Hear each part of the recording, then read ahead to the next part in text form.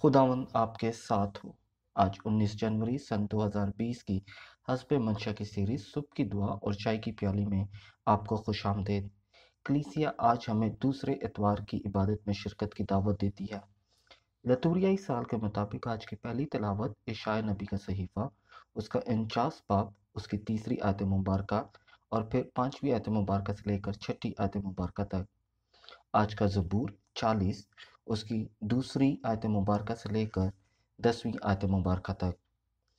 आज की दूसरी तिलावत पहला करंथियों, उसका पहला बाब, उसकी पहली आयत मुबारका से लेकर तीसरी आयत मुबारका तक।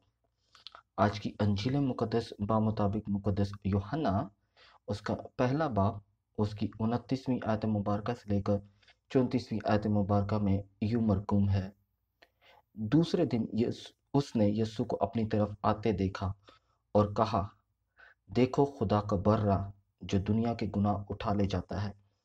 ये वही है जिसके हक में मैंने कहा था कि एक आदमी मेरे बाद आता है जो मुझसे मुकद्दम ठहरा है, क्योंकि वो मुझसे पहले था। मैं भी उसे ना जानता था, लेकिन इसीलिए मैं पानी से इस्तबाग देता आया हूँ कि वो इसराइल पर ज़ाहिर हो जाए। और यूहन्ना ने शहादत देकर कहा, मैंने रूह को कबूतर की तरह आसमान से उतरते देखा है और वो उस पर ठहर गया। मैं भी उसे ना जानता था, मगर जिसने मुझे भेजा कि पानी से इस्तबाग दूं, उसने मुझसे कहा कि जिस पर तू रूह को उतरते और ठहरते देखे, वो वही है जो रूह कुदुस से इस्तबाग देता है। चुनाचा मैंने देखा है और मैंने शहादत दी है कि ये खुदा का बेटा है। आज की अंजील मुक़द्दस जो है उसमें दोबारा से हम एक मुक़द्दस यूहन्ना की अंजील का जो मरकज़ी किरदार है या मरकज़ी इलाहियात जो है वो है खुदा का बर्रा। और खुदा का बर्रा जो है ये जब भी हमारे ज़हन में ये इलाहियात आती है या ये खुदा यीशु मसीह का एक लक़ब जो है आता है, तो हमारे ज़हन में जो है खरूज उसका 12वां बाब जो है, यानी जब खरूज का सफ़र शुरू हुआ मूसा के साथ, तो वो चैप्टर जो है, वो बाब जो है, वो वाक़या जो है, रूहानी वाक़या, वो हमारे ज़हनों में गर्दिश करता है। क्योंकि जब भी हम खुदावंद यीशु मसीह को खुदा का बरा देखते हैं, तो हमारा ईमान यही है कि वो दुनिया के गुनाहों को उठा ले जाता है।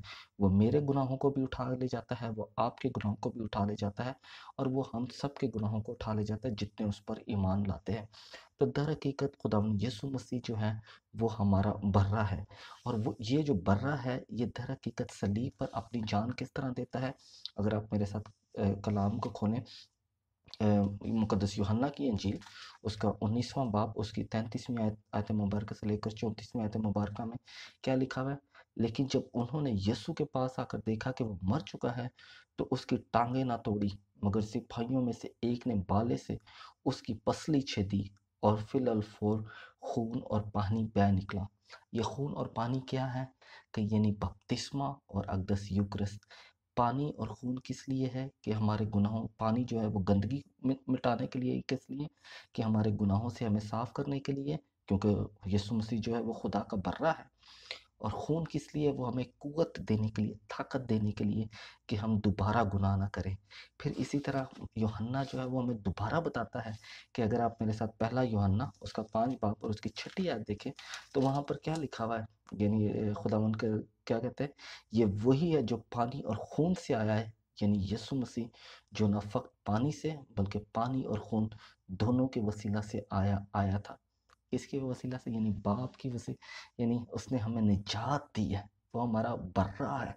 जब हम खुदावंद यीशु मसीह की तरफ अपनी निगाहें गाड़ते हैं, तो हम दर हकीकत इस चीज़ का इकरार करते हैं कि ऐ खुदावंद यीशु मसीह, तूने मुझे मेरे गुनाहों से मुझे शिफा बख्शी है। इसलिए मुकद्दस पालूस रसूल इफसियों के नाम खत, उसका पहला बाब और उसके 7वीं आयत में बड़े एहसन तरीके से बताते हैं कि हमारी गुनाहों की माफ़ी जो है, वो सिर्फ़ हमारे निजात दहिंदा इलाही बर्रा की वजह से है। किस लिए? मेरे साथ इफसियों के नाम खत, उसका पहला बाब और उसकी 7वीं आयत पढ़ें। उसी में हम उसके खून के वसीला से मुखलसी, यानी गुनाहों की माफ़ी हासिल है। और ये उसके उस फ़ज़ल की दौलत के मुआफ़िक है। उसका फ़ज़ल है कि उसने हमें माफ़ी दी है। हमारी अपनी कोई काबिलियत नहीं है, बल्कि माफ़ी उसने हमें दी है। किस लिए? کہ اس نے اپنا خون بہایا ہے، اور جب اس نے اپنا خون بہایا تو اس نے ہمیں خریدا ہے، اور جب اس نے ہمیں خریدا ہے تو اس نے ہمیں یہ فضل بھی بخشا ہے کہ ہم جو ہے اب اس کی کلیسیا یا اس کے گلے کی بیڑے ہیں۔ تو خداوند یسوع مسیح جو ہے وہ ہمارا الہی برہ ہے۔ جب وہ ہمارا الہی برہ ہے تو ہمارے پہ ذمہ داری کیا ہے؟ کیونکہ جب خداوند یسوع مسیح نے ہمیں خریدا ہے، جب خداوند یسوع مسیح نے ہمارے لیے جان دی ہے، جب خداوند یسوع مسیح نے اپنا خون بہایا ہے، جب صلیب پر انہوں نے موت سہی ہے، پھر تیسرے دن مردوں میں سے جی اٹھے، تو ہمارے پہ کیا ذمہ داری پڑتی ہے؟ ہمارے پہ ذمہ داری یہ پڑتی ہے کہ ہم اپنے آپ کو اس کے حضور پیش کریں، اور کس طرح پیش کریں؟ عبرانیوں کا نام خط اس کا 10 باب اور اس کی 22ویں آیت کو میرے ساتھ پڑھیں، کیونکہ وہاں پر کیا لکھا ہوا ہے؟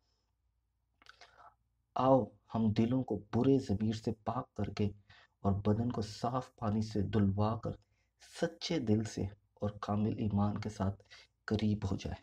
ایک چیز بس خدا یسوع مسیح چاہتا ہے ہم سے۔ کیا چیز چاہتا ہے ہم سے؟